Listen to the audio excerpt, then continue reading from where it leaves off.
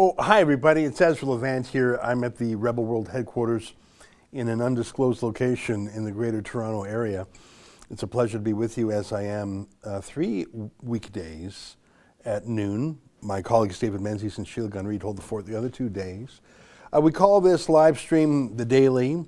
I actually have a daily show at night also at 8 p.m. behind our paywall. It's only $8 a month or $80 for the whole year.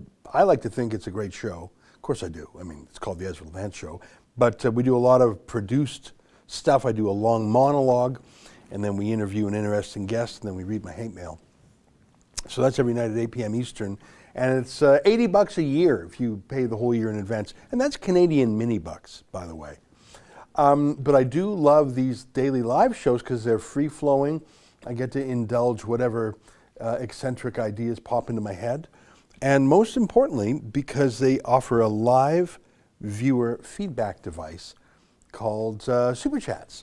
Now, there's a ton of chats on the right-hand side of the of your screen there anyways. But you throw in a few bucks, it makes your chat super, makes it brightly colored for everyone to see. It pens it to the top of that window.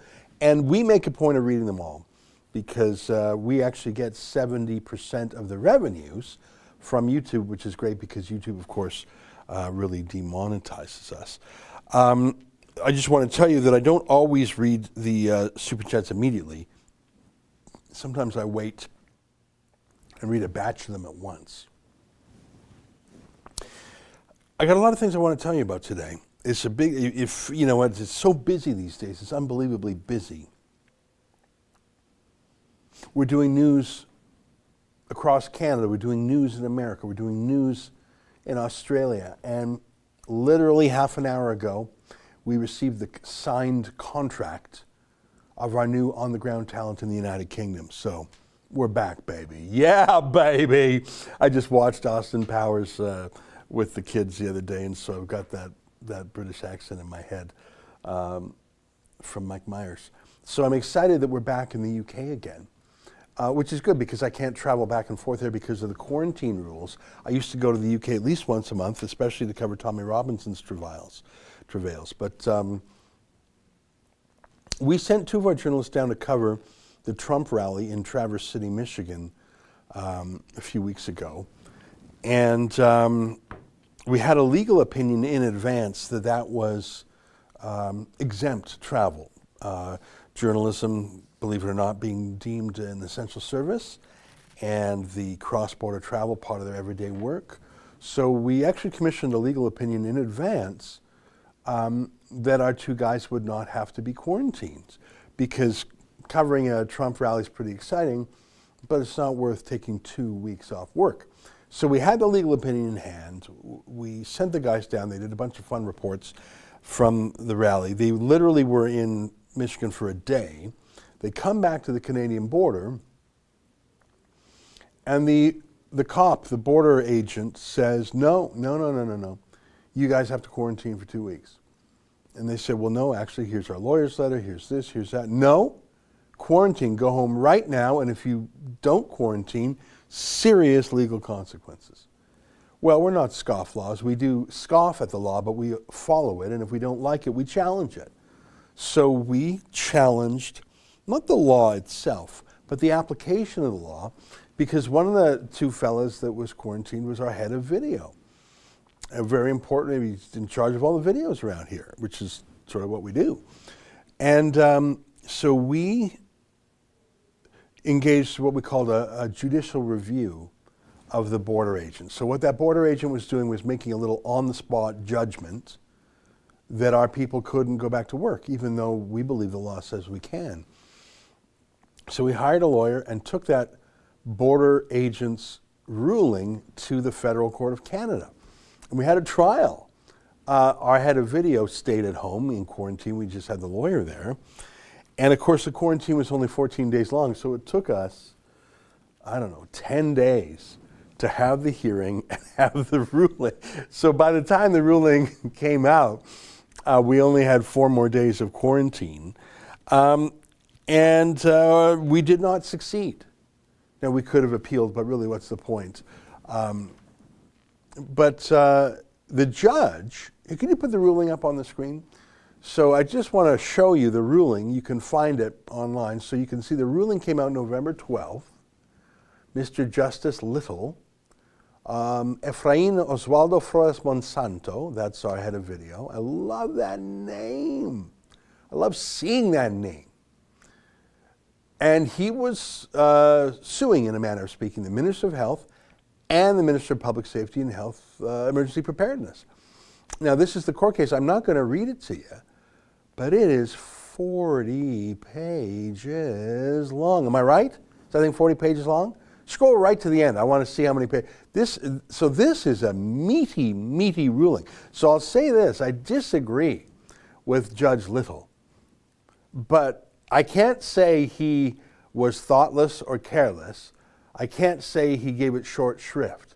So yeah, what's that very, very last word there? Oh yeah, go up one more page, up one page. This court orders that the applicant's motion for stay is dismissed. Okay, so that was Efrain saying, let me go to work. No, there is no order as to cost. So no one has to pay anyone anything, and that's the judge, his electronic signature. And then scroll down a little bit more. So this is how the case is called. The precedent, Efrain Oswaldo Flores Monsanto versus the Queen, really, in Toronto on November 12th. Look at this. So we had a lawyer there. Do you see it says appearances? That means lawyers. So Riley Rayburn Gibson was our lawyer for the applicant, that was Efrain. And the appearances for the government, so there were two government lawyers, Gregory George and Leila Jawando. The government put two lawyers on this case to keep our guy in quarantine. Now, it's a 40-page ruling. I'm not going to go through it, but I'm going to say one thing about it. This is now the authoritative precedent in Canada for quarantine law. I don't think it's a good precedent, but I'm sorry, I was not going to spend $10,000 appealing it when Efrain was going to be out of quarantine in 4 days anyways. Perhaps I should have done that just to fix the law, because what that case said, it's 40 pages long, I'm not going to go through the whole thing. It said that because our guys, Efrain and Andrew Chaparros, because they don't go to the U.S. all the time, because they're not back and forth, they're not commuters, because they're not super travelers, they are not exempt. Riddle me that. That seems backwards to me. So the judge said, because Efrain, and I'm saying Efrain, we call him Efron, but I call him Efrain because that's his legal name, it's the name his mama gave him, and that's the name on this court ruling forevermore. So because Efrain and Andrew aren't going to Michigan every week, they have to quarantine, whereas if you were a media company that did go to the U.S. every week, you wouldn't have to quarantine. Well, what's the legal basis for that? What's the constitutional basis? Does a journalist who only goes to the U.S. once in a while is he a lower class of journalist? Does he have fewer rights? Efrain has covered news stories for us in Hong Kong, in Mexico. I'm trying to think. I think he might have gone with Sheila to Katowice, Poland. I'm trying to remember. I know he's been to the States with us before. And I'm trying to think. I think he came to Israel. Come to Israel? Yeah. So Efron travels the world for Rebel News. But because he didn't cross the border to the U.S. every week, the judge says, sorry, you don't have the legal exemption.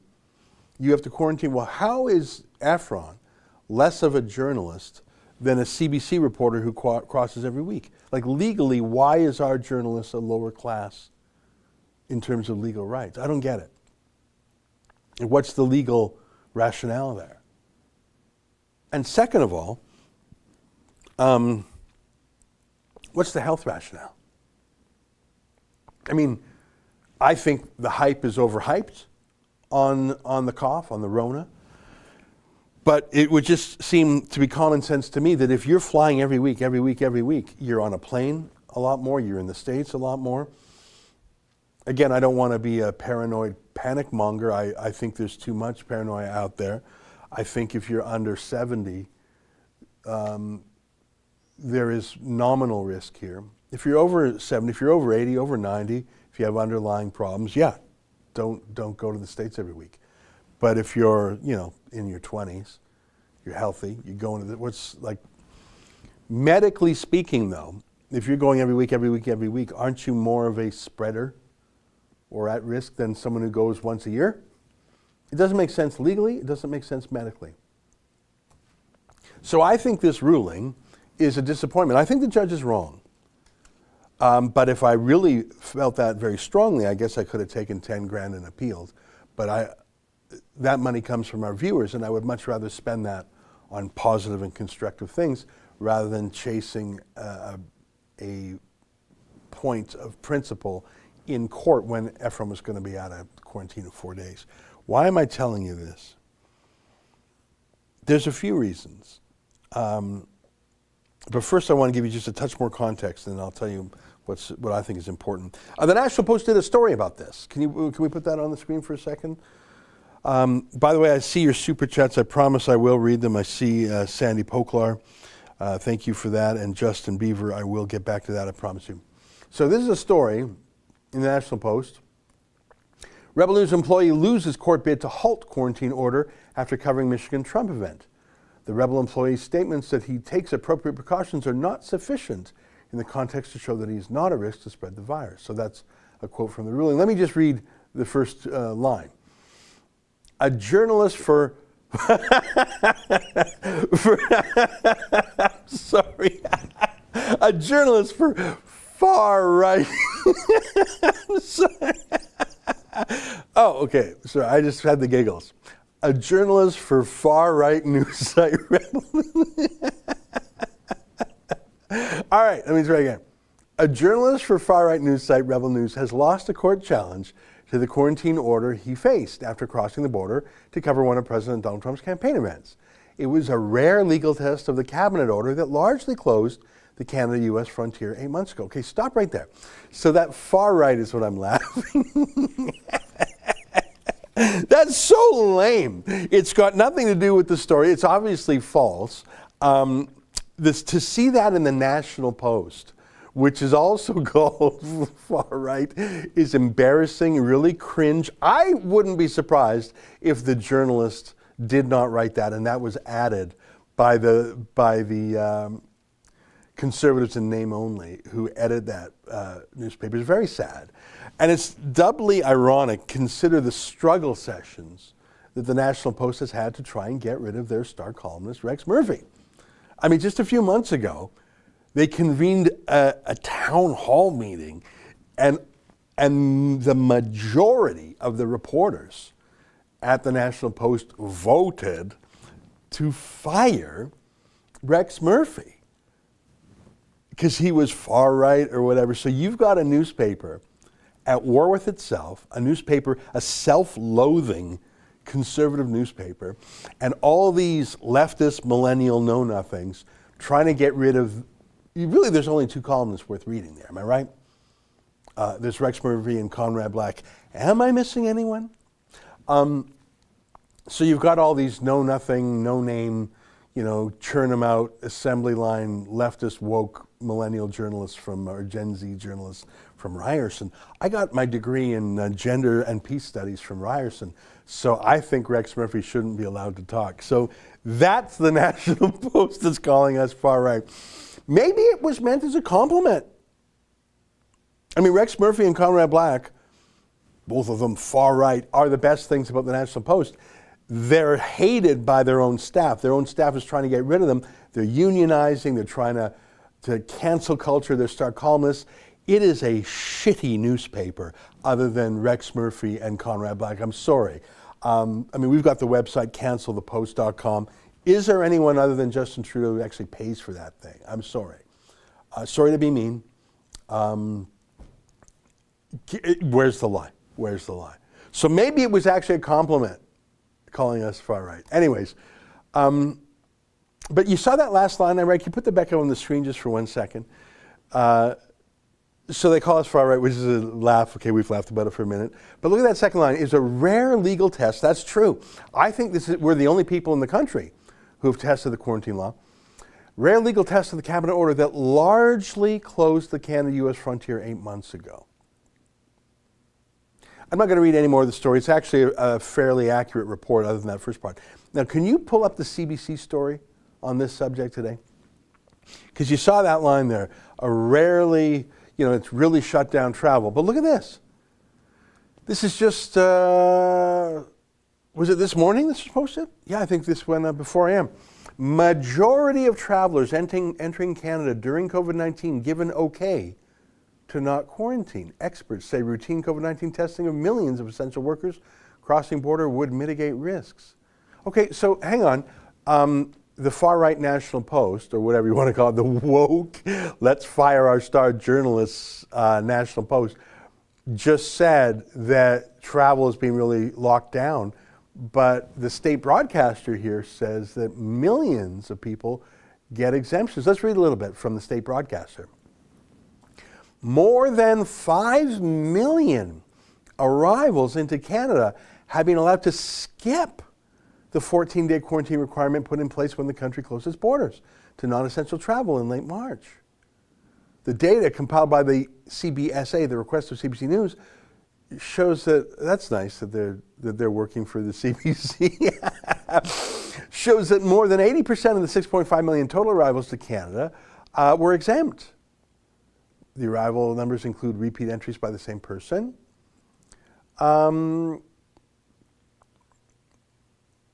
Truck drivers alone accounted for close to half. I think that's absolutely legit for truck drivers. But yeah, that's enough of that. Thank you. But what irks me about the federal court ruling that I showed you is that the judge didn't say journalists are banned. Because journalists are actually bizarrely, and I don't know if it's accurate, are called essential services. They are. Beats me, eh? The judge said, yes, some journalists are so critically important, so absolutely essential, that they have to be given permission to go back and forth and back and forth, back and forth, back within 14 days. They're as important as truck drivers bringing food. You will starve without truck drivers bringing food. And we've got to get the CBC journalists here. They cannot quarantine. You will starve for liberal talking points if we don't let them in. But you Rebel News reporters are not as important because you're not going back all the time, super spreader. You went once, and so you're not allowed to go. That's what irks me. And what you just saw there is 80% of people are just, go ahead. Yeah, just go ahead. Yeah, just go ahead. Just go. Oh, Rebel? Whoa, Rebel News. Now hold it right there, Rebel News. Now, you go to house arrest for 2 weeks, Rebel News. Now, I think a lot of people who got the exemptions, they say 80% of people were exempt, other 20% who weren't. What do you think the compliance rate was for staying in quarantine? Do you think half of people did? Or do you think they would have sneaked out here and there? Our people actually complied with the law. We actually fought it in court. I think we're the only people to have done so. I say again, the judge gave it a lot of care and attention. I think he did a good faith ruling. I'm just saying I think he's incorrect. But I'm not saying he's a hater. I'm saying that border guard who was just, come on in. Rebel News, whoa! Secondary is, whoa, Rebel? Whoa, you, stop. Yeah. And I was talking to a law firm that was there in federal court for us, and they said, back in the day, and by that I mean 5 years ago, if a journalist would have been blocked from traveling because he wasn't a certain category of journalist, because he didn't work for the biggest media company, every media company in Canada would have been in court together saying, whoa, don't you infringe on the rights of journalists. Don't set up different class system of journalists. If you work for the CBC, you're exempt. If you work for Rebel News, you're not exempt. If you go back and forth as a super spreader, you're exempt. You go once a year and you're not exempt. Every media company would have come. I remember when I was a kid, you would have these censorship cases, and journalists would all be represented in court. They would pool together to support one lawyer. They would call it a coalition. You would have all the newspaper chains, all the TV stations, radio stations, all the competitors, back when there was some competition, back when they weren't all taking money from Justin Trudeau. You would have media companies pooling together, sharing the cost of a lawyer, and they only had one lawyer for all the media companies because they spoke with one voice, and that one voice was freedom of speech, please. Those days are gone. There we were on our own, spending 5 figures. I don't think I've got the final bill yet. Spending 5 figures, yeah, for our guy, absolutely. Do we go to bat for our people? Absolutely. Was it about that? Was it about showing loyalty to Ephraim? Absolutely it was. But it's the larger point too. Journalists should be able to travel. We had a legal opinion in advance. But the border cop says, no, CBC, go right through. Global TV, go right through. CTV, go right through. Rebel News, whoa, medical threat, he's with Rebel News. Yeah, so we're the only people in court fighting for free speech. Obviously, True North has fought for free speech in court too. They were kicked out of the federal leaders debate with us last year, and they went to court with us. So I single them out for praise. But we are the only media company in court spending our own money. We don't take government money. To stand up for our own people, yes, but also to expand the law for freedom of the press. And we lost a round. And it's almost like this, that National Post was, ha ha, you guys lost. Yeah, all right, so Ephraim had to be at home for 2 weeks. And, you know, ha ha, okay, you got us. But don't you see, you government journalists taking $140,000 a week from Trudeau? The National Post takes $140,000 per week from Justin Trudeau. I wonder if that's got anything to do with their, Rebel News, you guys lost, and you guys had to be quarantined, and now we've got bad jurisprudence on the books, now we've got a bad legal precedent, that journalists, not all journalists are the same, and some journalists, they can be censored, and not all journalists are essential. But it was you guys. So I'm sure that'll never come back to bite anyone else ever. Eh? Cancelthepost.com. Anyways, what a bunch of losers. Not us, although we did lose in court. We stood up for our people, and we stood up for our rights. The losers are the media party that does not care about the freedoms that underpin their industry. And as I said in a little tweet storm last night, expect a lot more of that, my friends. Expect a lot more tightening of the restrictions on independent media in Canada. And expect us to be alone or almost alone in court a lot more. I say again, a year ago when True North and us were in court, federal court, fighting against the Election Debates Commission, the Canadian Civil Liberties Association was not there. The big media companies were not there. Why would they be? They are government media entities now. As Rex Murphy said at a Justice Center dinner a couple weeks ago in Vancouver, as the media becomes more and more like the government, because they're on the government payroll, they start to resemble the government, don't they? And the media itself needs an official opposition. Well, you're looking at them, baby. Rebel News, and our friends at True North, and there's a handful of others. There's a handful of others. We had Spencer Fernando on the show the other day, independent journalist. There's a group out west called The Breaker in Vancouver. There's was it the J.ca? Those guys in Winnipeg that Sheila talks to a lot, and we got Black Locks in Ottawa. They're very expensive, but I happily pay their subscription because they do stuff no one else does.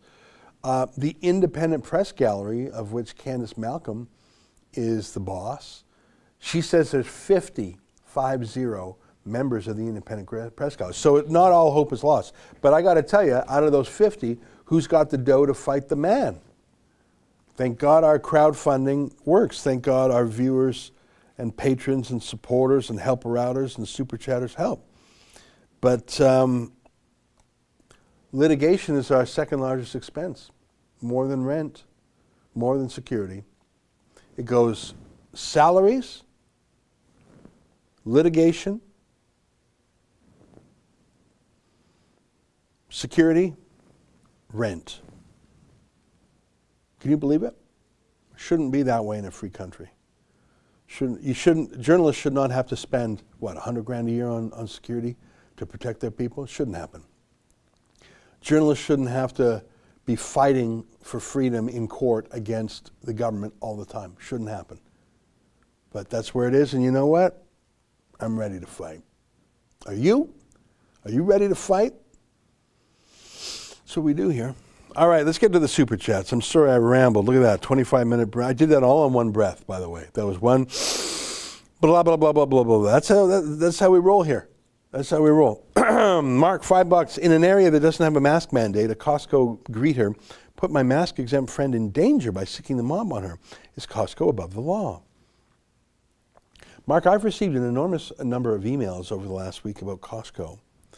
And we talked about it in our morning meeting today. Every day we have a meeting in the morning with all the staff. Then we have one at the end of the day too. I love it. It's my favorite part. I talk too much there too. You can imagine. And Costco not respecting an exemption for a mask is like Costco not respecting someone in a wheelchair or someone not having a handicap parking ability. So if you have a medical exemption or other human rights exemption, and depending on the province, the human rights codes are different from province to province. In Ontario, for example, creed is an exemption. So if your creed forbids you from wearing a face mask, that is a protected ground under the Ontario Human Rights Code. Obviously, a medical exemption, absolutely. We tend to think of medical exemptions for masks as a respiratory issue, a breathing issue, a face issue. But I heard the other day of someone who, sorry to talk about such heavy subjects, because of a rape, that they were raped, and so there's a psychological issue with wearing a face mask. I believe it. So there's medical and psychological and psychiatric and physical and respiratory reasons why someone should not wear a mask, and they have an exemption for it, just like someone might be in a wheelchair for a number of reasons. Oh, you're faking it. You can walk. Well, you can be in a wheelchair for a number of reasons. You don't have to be a paraplegic to be in a wheelchair. Do you think Costco should, do you think someone rolls up in those mobility scooters? Do you think someone rolls up in a wheelchair? Should Costco's greeter say, yo, whoa, you stop there. I think you can stand up, no wheelchairs allowed. Well, no, actually under human rights law, you have to reasonably accommodate someone with a disability. So a long answer to your short question, Mark, is that the human rights statutes of the different provinces, and then there's a federal one in the territories, allows someone to file a human rights complaint against people who violate their rights to reasonable accommodation. As I said in this morning's meeting, I have commissioned a lawyer to go through all the jurisdictions and to sort of a one-stop shop how to file such complaints. I just simply haven't had the time to put it up yet. Maybe we should do that on the live stream on Friday if there's nothing more pressing. Well, let's just do it on Friday. Let's make time. Mark, another $5. Central Alberta, 4 in hospital out of 30 hospitals, 0 in ICU. Cases in Red Deer down to 105 from 116, but council is meeting November 23rd to mandate masks. You know what? I think we got a lawyer up. And this goes to my point about should I spend $10,000 correcting the law on quarantines, or should I spend $10,000 defending civil liberties in Red Deer? I would go with civil liberties in Red Deer on that. DS, $2. Move to Rumble. Well, we just might have to. Rumble is a video platform. Sandy Poklard, $20. It would be interesting to see if Tucker or Hannity picks up on your Dominion Voting Ties Foundation office space cabal. We'll play that video later today. Justin, don't let me forget that. Justin Beaver, $20. Watching some of the Senate big tech hearings in the States, the senators keep focusing that they are acting like publishers, and that's a problem under 230. What is 230, and why are the tech giants disputing they are not publishers? Section 230 of the Communications Decency Act is the law that really allowed the internet to be born. Because what it did is it said internet platforms, like a internet service provider, the company that gives you your internet, you can't sue them for what passes through their system. It would be like suing a phone booth company for what someone said on them, right? Or suing a bulletin board company for what someone tacked to it. As long as they are a neutral platform, you can't sue them. If there's something obscene or criminal, bring it to their attention and they can take it down. Section 230 also gives them immunity for taking something down wrongly if they did it in good faith. So if there was an obscenity or pornography or crime or something, Section 230 basically said, hey guys, go ahead and spend trillions of dollars building the internet. As long as you're not publishers with a point of view, as long as you're not curators, as long as you're not editors, as long as you're not infusing your platform with your point of view, if you're just a neutral stage that anyone can hop up, like Speaker's Corner, hop up on a tree stump, hop up on a milk crate and give a speech, if you're that milk crate and you're open to everybody, you won't be sued. That's Section 230. Obviously, what I've just described is not Facebook, Twitter, YouTube, Google, Amazon. All those places have an editorial view. They delete, they put on Trump's tweets. We hate him. They ban people, they deplatform people. They are not a neutral platform. They are a publisher with a point of view. If you had a bulletin board where literally anyone could stick a comment on it, that would be a neutral platform. Compare that to a newspaper that might get 100 letters to the editor every day and curates and selects 10. That's the difference between a platform and a publisher. Section 230 protects platforms, but the tech companies are not platforms, they're publishers. Hope that's an explanation. Viking Insane, $5. Albertans have no representation. Our police are arresting innocents. Free speech gone, MPs are sellouts. We are just waiting to be loaded into trains. Well, I think your last line there is a little bit of hyperbole. But you should tell me what you mean by police arresting innocents. I'm very interested in civil liberties, and if police are getting involved, I'm doubly interested. So I would like you to particularize that. Are you speaking metaphorically, or is there something you would like to tell me? Yorgi, $5. Hey Ezra, with all the good vaccine news coming up, do you fear mandated vaccines? If so, what can we do about it? I absolutely fear mandated vaccines, precisely because of all the good news.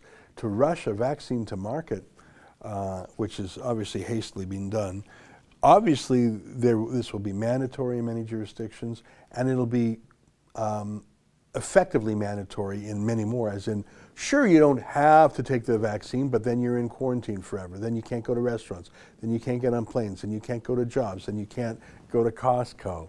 So they're going to have effective mandatory vaccines. And my point is, what's the side effects of a vaccine? Is it 1 in 100 people who has a side effect, 1 in 1,000? Is it 1 in 10,000?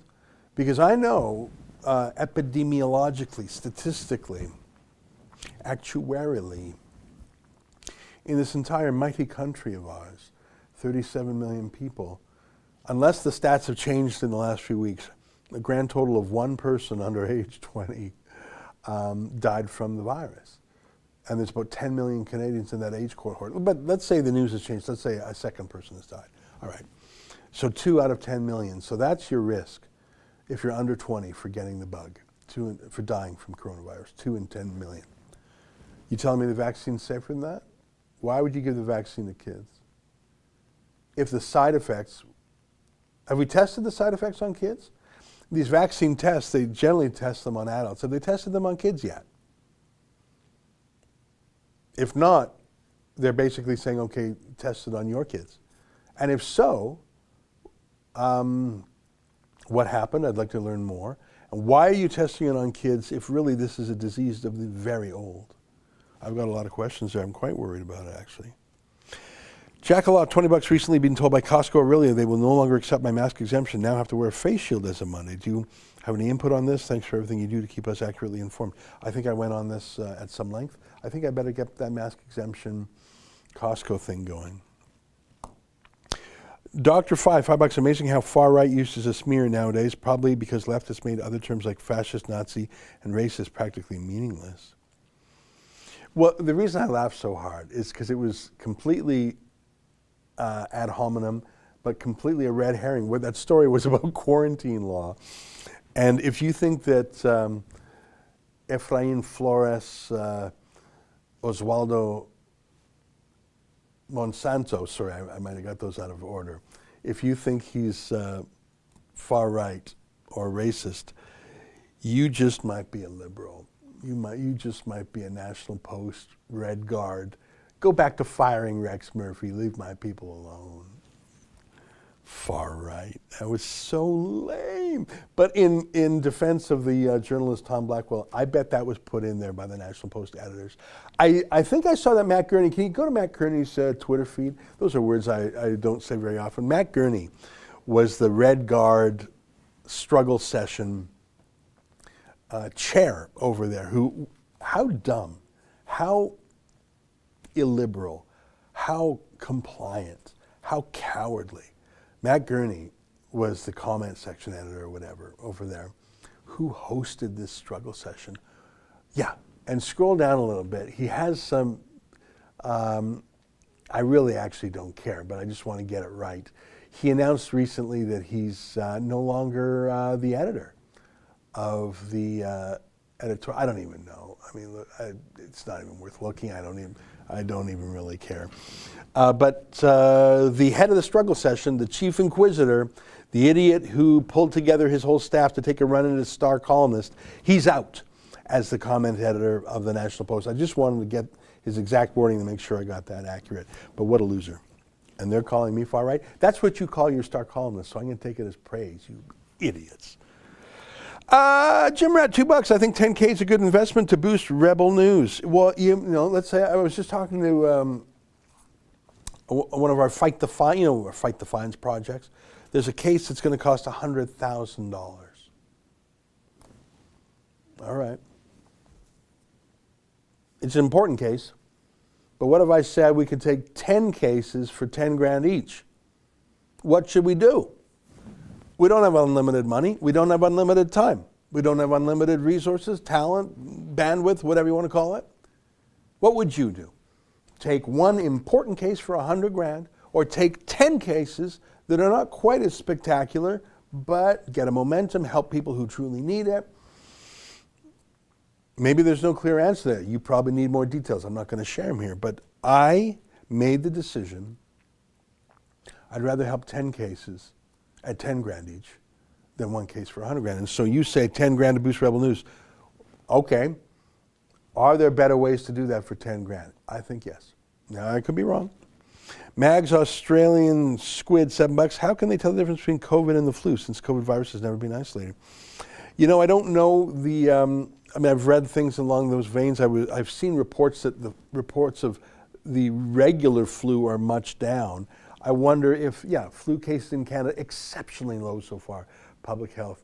Well, 17 in all of Canada. Do you believe that? 17 cases of the flu? So far this year, just 17 cases. Or do you think there's a chance that the regular flu has been rebranded as, ta-da, COVID? Hey guys, there's no more regular flu. It's all COVID. Conway Yuri, 100 smackers. Well, Conway, that's mighty gentlemanly of you. Ezra, I very much appreciate listening to your podcast. Thank you so very much. Well, I thank you, Conway, for your support, both moral and financial. Viking Insane, $2. When you take free speech, only one option remains.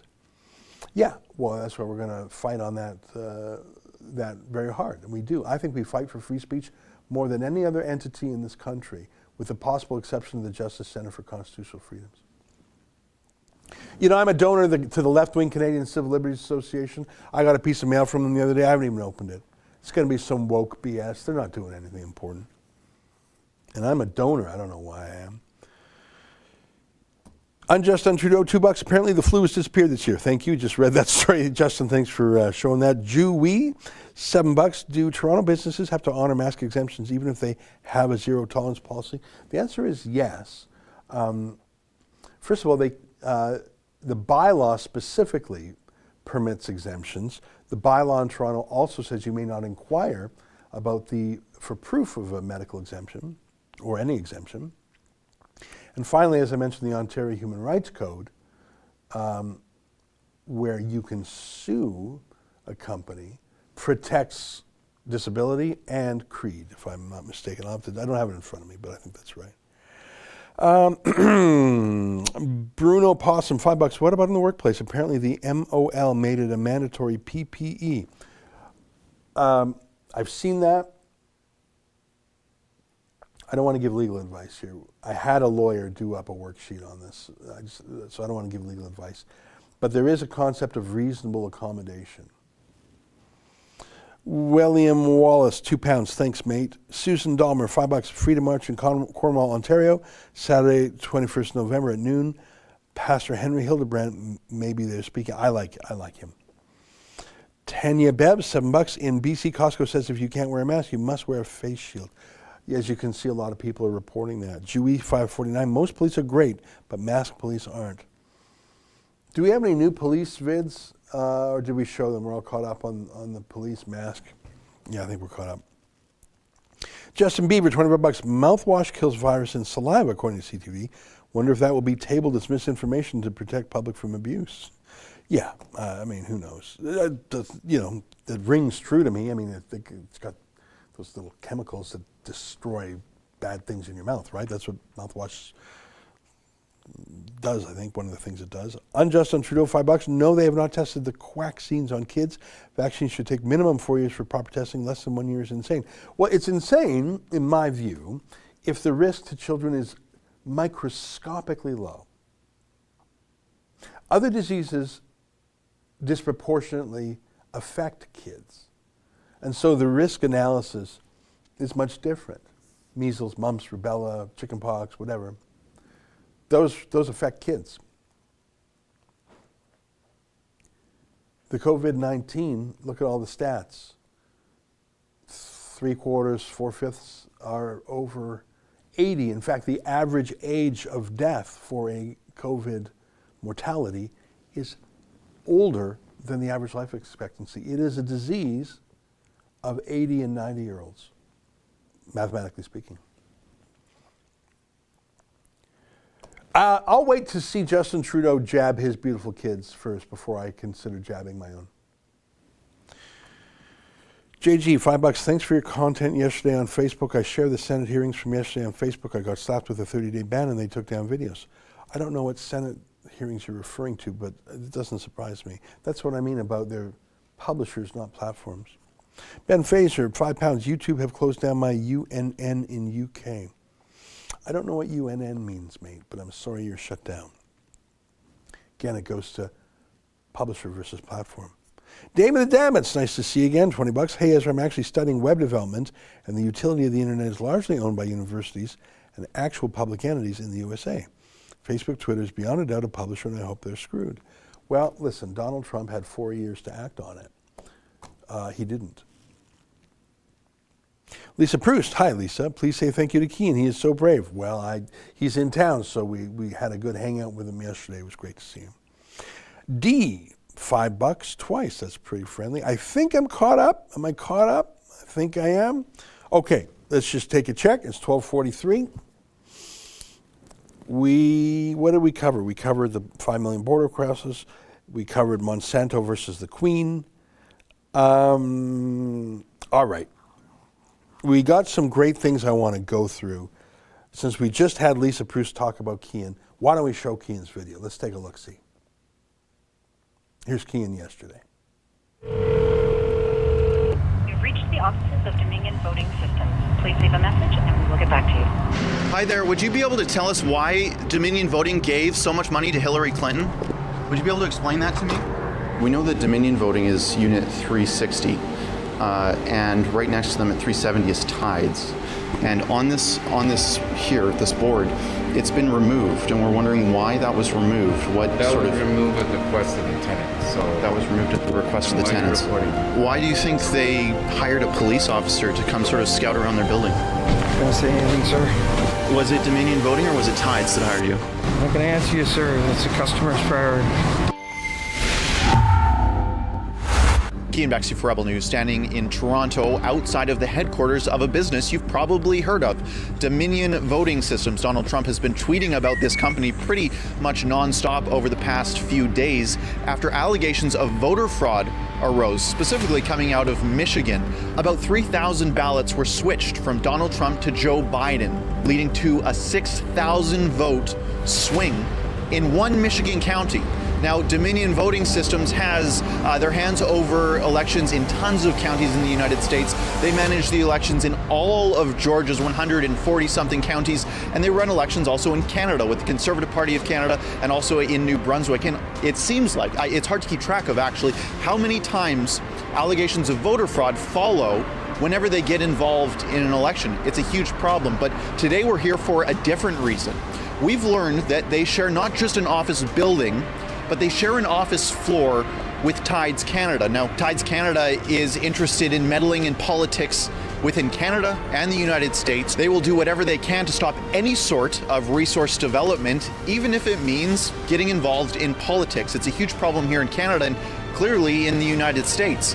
We're really interested to know why they just happen to have very expensive office space here in Chinatown in Toronto, shared with Dominion Voting Systems, the company that just happens to have an ungodly amount of control over the American presidential elections. We're going to go in there and ask a few questions and see why they're trying to hide the fact that they actually share an office floor, because we've poked our head in and we've seen that they've actually removed the placards that show exactly where their office is headquartered. Removed at the request of the tenant. So That was removed at the request of the why are you tenants. reporting? Now, I wonder why they would do that. It seems almost like an admission that something a little bit distasteful is going on, but we don't know. We're going to go ask. We're going to see if we can get an interview and speak with folks at Dominion Voting as they go into work this morning. Let's see what we can find. Hi there. Would you be able to tell us why Dominion Voting gave so much money to Hillary Clinton? Would you be able to explain that to me? She did have a Dominion Voting tag there. Very luckily, we were invited in by a friendly individual who works in this building, not for Tides and not for Dominion Voting, but he wanted us to be in where it's warm while we asked folks coming into work on this early Toronto morning what Dominion Voting was doing when they donated almost $50,000 to Hillary Clinton. And I didn't make that up. The document is right here. It's almost too crazy to believe that an organization that we trust to be impartial, that controls the integrity of the ballots in dozens of jurisdictions, from New Brunswick to New York, Dominion Voting has their hands on ballots across the world. And we are supposed to trust them that they're handling those with integrity. Why did they decide that Hillary Clinton was deserving of so much cash? So you can see that there is indeed a Unit 360. You can see it right here. But for some reason on their front display, they've removed Unit 360 and 370. So that's Tides and Dominion Voting.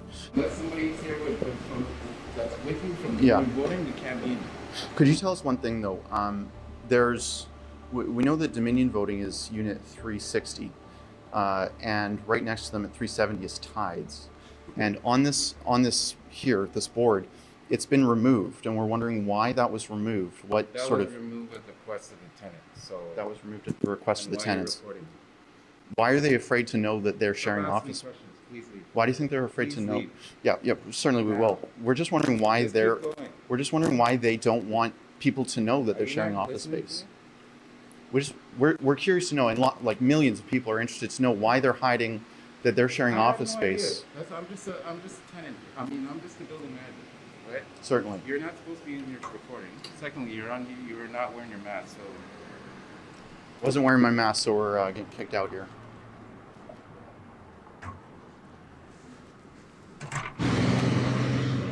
Police is here. That was fast. That was really fast. Now, as I mentioned before, Tides Canada is directly funded by George Soros, and this is very clear evidence that George Soros' company and Dominion Voting have worked together to cover up the fact that they work in such close proximity, not just in the same office building, but on the very same office floor. Now, what I need an answer to now, and what millions of Americans need an answer to, is how much access these extreme radicals at Tides Canada, funded by George Soros, how much access they have to the documents and information held within Dominion Voting Systems offices here in Toronto, Canada. Where are their servers located? Where is the extremely sensitive data that was being collected while ballots were being tabulated during the American general election? Where was all that stored?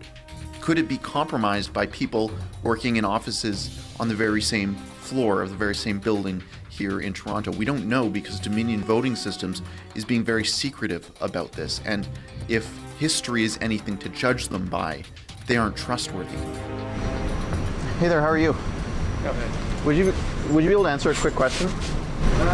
Definitely now I'm doing rounds. Did Dominion Voting hire you? I'm not at liberty to discuss that. Why do you think they hired a police officer to come sort of scout around their building? I'm not going to say anything, sir.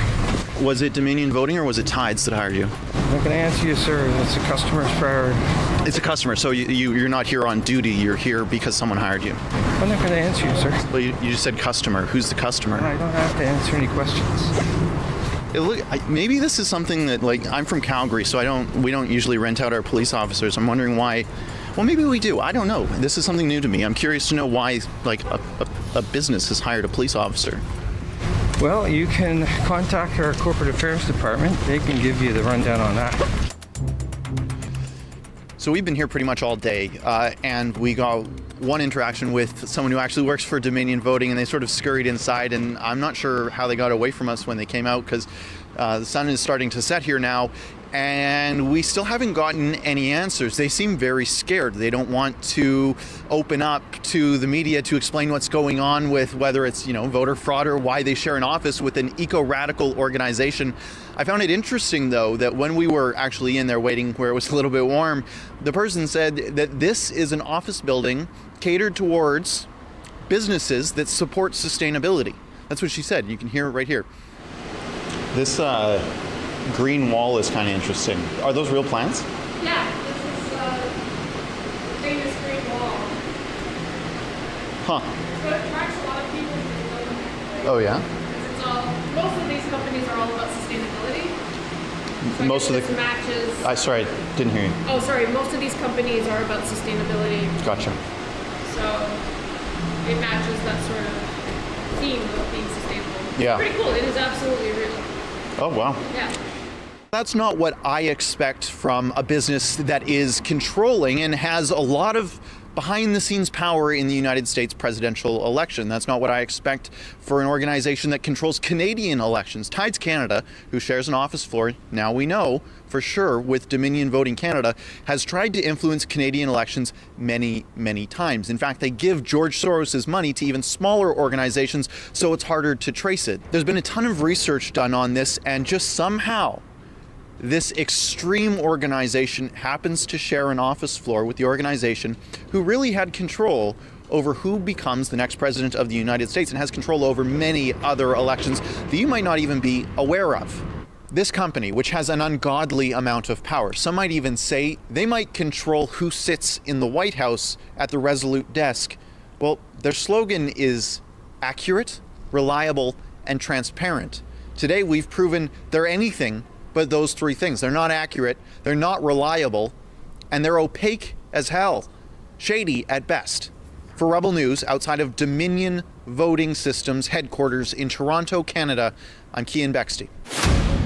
What a good egg. I thought that was great. I should tell you that since that point, that video went live, Tides Canada has contacted us and said, they said two things. First of all, they said they don't take money from George Soros. That is inaccurate. We can document over $22 million from Soros' Open Societies Foundations to the Tides Foundation, the parent company of Tides Canada in San Francisco.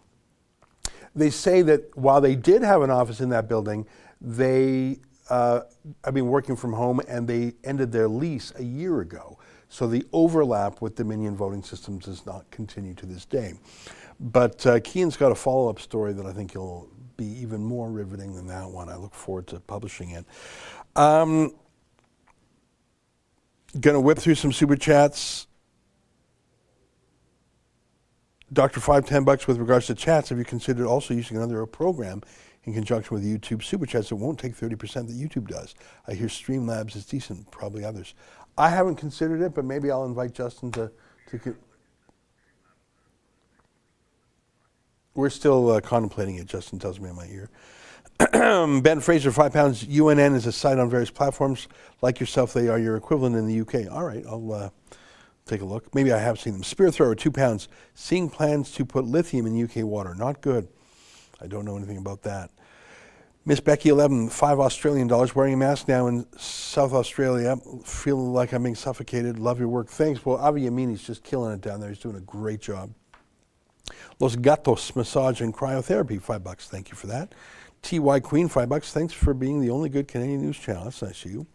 Miss Becky, $11. Superstruck lockdown in South Australia. 10,000 tests, 2 positive. Oh my God, 2 positive cases out of 10,000 tests. I'm thinking it's not about the virus anymore.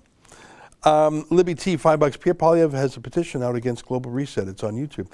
Pierre is my favorite conservative. I wish he had run for the leadership. It's 12:56. I want to show you something we saw just before we came in here. It's that ladder story. Can we take a quick look at that ladder story? Because I want to tell you, I think this guy died because he wasn't wearing his mask. Builder, 51, who died after falling from a 10-foot ladder, was actually killed by coronavirus. Builder tested positive for coronavirus after he was pronounced dead by medics. That's what, it was the virus what done it. Post-mortem led to diagnosis of acute respiratory distress syndrome. This is a life-threatening condition normally resulting in hospitalization. Scientists said the condition triggered by the virus caused the man's death. That and, he fell off a ladder. Hey, do you guys believe this stuff? You know who doesn't believe this stuff? It's a governor of California named Gavin Newsom. He's the guy who actually put out, was it LA or was it California, that said, put on your mask in between bites. You're eating, put the mask on in between bites, take it off, take a bite, put your mask on, take it off, take a bite. I'm pretty sure it was his office that did it. So he's got California under a very strict lockdown. Do you think he believes in it? It's like when Al Gore's flying first class, talking about global warming. I think you might be giving it away that you don't actually believe in it. As you two used to say, you must be an acrobat to talk like this and act like that. And you want to see some acrobatics, look at this. This is Gavin Newsom. Exclusive, we've obtained photos of Governor Gavin Newsom at the Napa dinner party he's in hot water over. The photos call into question just how outdoors the dinner was. A witness who took photos tells us his group was so loud the sliding doors had to be closed. And if you click on those, you'll see that no one's wearing masks. It's just a dinner party. It happens to be $400 a plate, but he's better than you and he's fancier than you. The whole open doors thing was just a rebuttal to the like when he was caught, he lied about. Do we have the video of him? Yeah, his apology. Look at this pathological liar. A few weeks ago, I was asked to go to a friend's 50th birthday. My wife and I, a friend that I've known for almost 20 years, and a friend that had, put a lot of time and energy into his 50th birthday. It was in Napa, which was in the orange status, relatively loose compared to some other counties. It was to be an outdoor restaurant, and we started the program started at 4 o'clock. It was one of those early reservations. I got there a little bit late at 4:30, and as soon as I sat down at the larger table, I realized it was a little larger group than I had anticipated. And I made a bad mistake. Instead of sitting down, I should have stood up and walked back, got in my car, and drove back to my house. Instead, I chose to sit there with my wife and a number of other couples that were outside the household. And you can quibble about the guidelines, et cetera, but the spirit of what I'm preaching all the time was contradicted, and I got to own that. And so I want to apologize to you because I need to preach and practice, not just preach and not practice. And I've done my best to do that. We're all human. We all fall short sometimes. We've been out, and I think for 3 times since, in fact, I know it's been 3 times because I remember all of those dinners very, very vividly since February, just 3 times.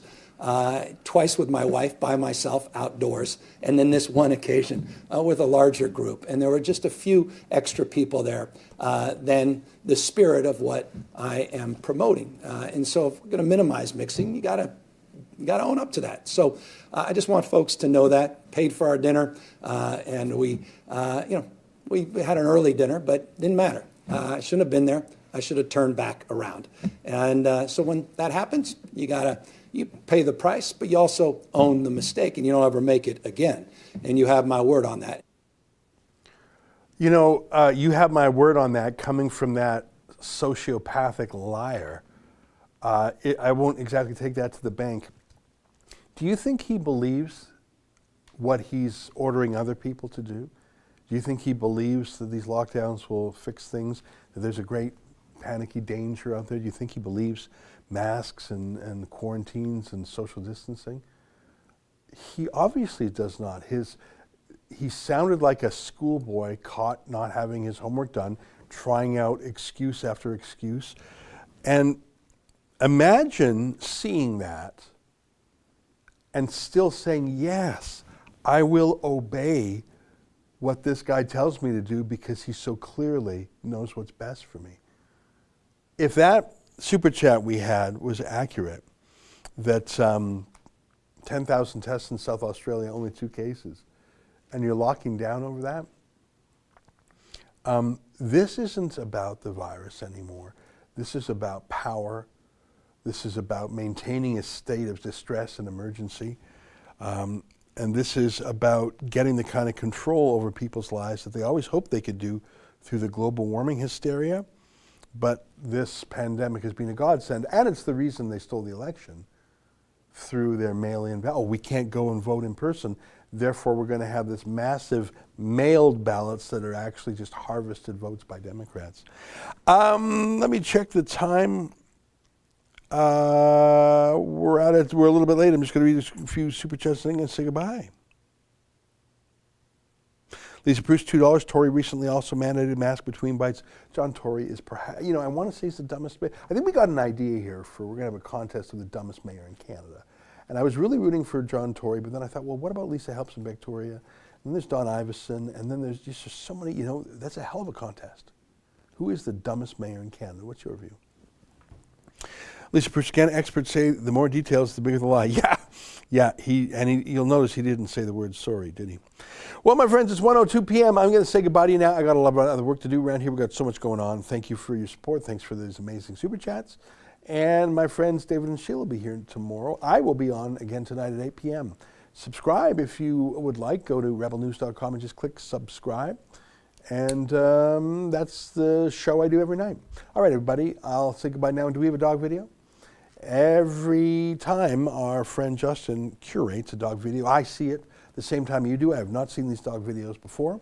Part of it is the surprise and the delight of them. And would you agree with me? The dogs are man's best friend. Take a look.